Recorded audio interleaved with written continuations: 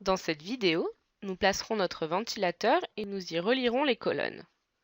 Dans notre projet, nous placerons deux différents accessoires, des pièges à son et un refoulement. Tous les éléments à poser sur cette zone de saisie se trouvent dans l'onglet Autres. C'est ici qu'en un seul clic, nous sélectionnons notre ventilateur. Pour le placer, il suffit de faire un deuxième clic sur la zone de saisie. Pour l'instant, vous n'avez aucun choix de ventilateur à faire. C'est Conceptor, une fois votre réseau de ventilation terminé, qui vous fera une sélection de ventilateurs adaptés à votre réseau. Les conduits rigides qui relient les colonnes au ventilateur se trouvent dans le menu Autres. Pour relier vos colonnes à votre ventilateur, commencez par la branche principale depuis la colonne la plus éloignée. En cliquant sur la colonne, nous retrouvons nos réticules qui nous permettent de tracer facilement nos angles à 45 et 90 degrés. Il suffit de maintenir la touche F3 de votre clavier pour bloquer la réalisation des angles précis. Faites un premier clic pour créer un coude et un deuxième clic pour le relier au ventilateur. En seulement 3 clics, vous avez relié votre colonne au ventilateur. Sur Conceptor, les pointillés vous indiquent quand vous avez sélectionné le bon objet. Cela vous aide aussi à relier les objets entre eux. En créant un nœud, Conceptor ajoute automatiquement, sans que vous n'ayez rien besoin de faire, un objet dans votre liste de matériel. Dans ce cas-là, Conceptor a ajouté automatiquement un coude en T. En plaçant sa souris sur le conduit, vous retrouvez en bas certaines informations telles que le dimensionnement du conduit, sa longueur et son débit mini-maxi. Les débits de ce conduit correspondent à l'addition des débits mini-maxi de ces trois autres conduits. En reliant la colonne 3 à ce conduit, le conduit est automatiquement fractionné en deux conduits de longueur différente. Instantanément aussi, le logiciel recalcule les débits des conduits et les redimensionne.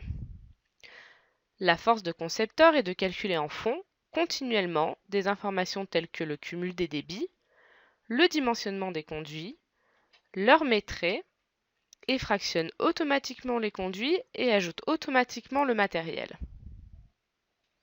Je vais maintenant relier mes colonnes à droite du ventilateur. Je choisis le conduit rigide et n'ai plus qu'à cliquer en m'aidant de la touche F3 pour relier toutes les colonnes à mon ventilateur. Voilà, mon réseau est terminé. Nous allons maintenant ajouter nos pièges à son et notre refoulement. Pour éviter de transmettre le bruit du ventilateur dans les logements, il est conseillé d'insérer un piège à son dans chacune des branches. Les pièges à son sont des éléments que l'on place sur le plan et se trouvent donc dans l'onglet Autres.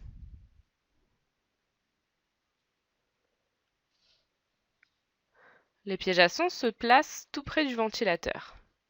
Leur dimensionnement est dynamique puisqu'il s'adapte à la largeur du conduit. Nous avons besoin de placer un rejet. Le chemin le plus simple pour poser un refoulement est de faire clic droit sur le ventilateur, refoulement, et de rentrer les informations nécessaires dans la nouvelle fenêtre. Notre type de rejet est un chapeau conique, dont la longueur du conduit est de 3 mètres.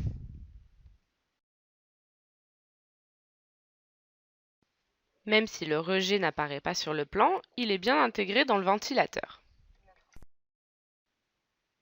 Notre système de ventilation est maintenant terminé. Un certain nombre d'informations sont présentes sur la zone de saisie. Si vous avez besoin de plus d'informations, cliquez dans Projet, sous-menu Options, puis Préférences d'affichage. Ici, vous pouvez cocher les informations dont vous avez besoin. Elles seront visibles sur le plan de saisie et sur votre document imprimé.